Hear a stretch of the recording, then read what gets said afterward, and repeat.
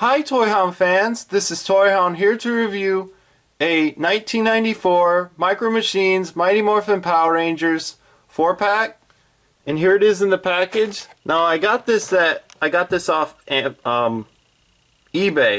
off eBay, and so this is an older set, and that's what it looks like on the package. It looks like they were hand painted instead of done digitally on the computer, and that's the original Micro Machines logo.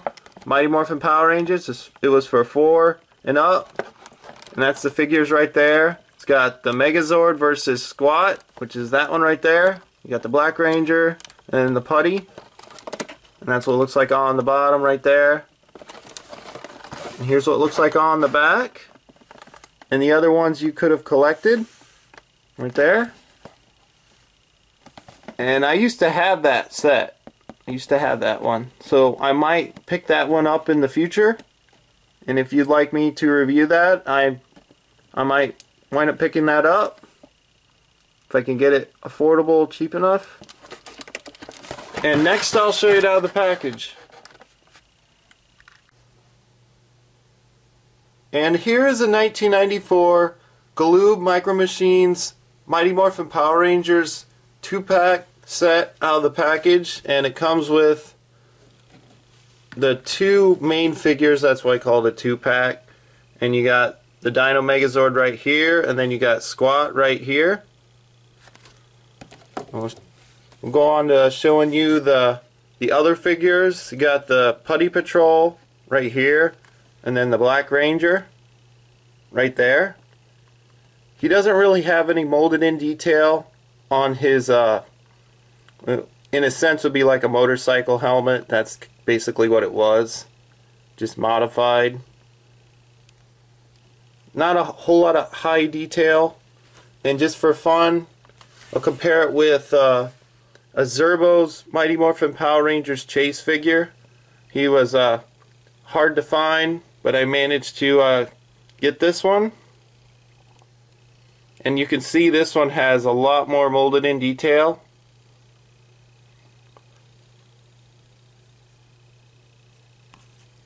Right there. Now that I showed you that, put that to the side. They are kind of hard to stand. And then you got the Putty Patrol next to the 2013 Zerboz Putty Patrol figure. You can definitely see this one's got more detail into it. This one was just kind of just a smooth face and is painted on. And kind of like the theme with Lego, Micro Machines like to use the molds over and over in some cases and use them again and again in different themes, and I think that's what they was going for with this figure. Not a whole lot to it. Still cool. I bought it mostly for the retro part. And this is the Dino Megazord.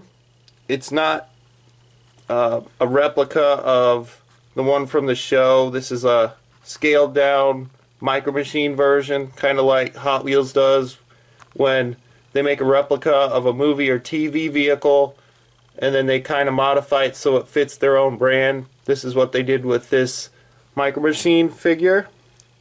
He's got the nice sword, but it doesn't have any molded in detail to it. It's got the 2 M's for the Mastodon from of course, the Black Ranger. Then you got the Yellow Ranger, Saber-Tooth Tiger, then the Triceratops, and then of course you got the Pterodactyl, which is that. And that's what it looks like on the back. Nothing too spectacular or special. It is an older toy. And the gimmick to it is you push these parts down and it does this. Well, like that. That's all it really does. You can turn his arm around like that, or you can move his foot forward with the other foot. You can have it like that so he can kick squat like that. But the problem is with the toy, I mean, you can't really, they should have had it where it would have done that. That would make more sense, but Here's the face. Almost reminds me of Bumblebee, which is kind of funny. There's that one. And then Squatt, which he was a dorky villain in Rita Repulsa's little henchman, I guess you would say. Right there. Nice molded in detail. This one has about the most molded in detail of the set. A nice painted detail too. His, well, that's, you can adjust that. You can turn his foot all the way around, but I don't know why you'd want to do that. Helps so it stabilizes it so it stands. They don't stand that great at times. I don't think you're supposed to do that. Yeah, you can click, but if you go too far, you could break it.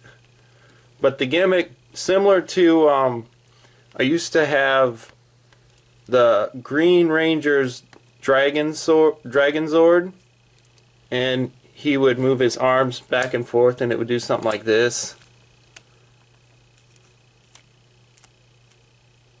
Had the same gimmick to it, but that's what it does. That's, you don't want to go too far, or you could possibly get it out of whack.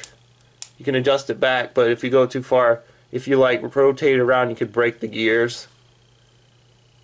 That's what it looks like on the back, and you're supposed to do something like this, or like that or something. I got it for the nostalgia, and it only cost me like $3, and then, wait, no, it was like $2 and $3 for shipping, so it's like $5 something.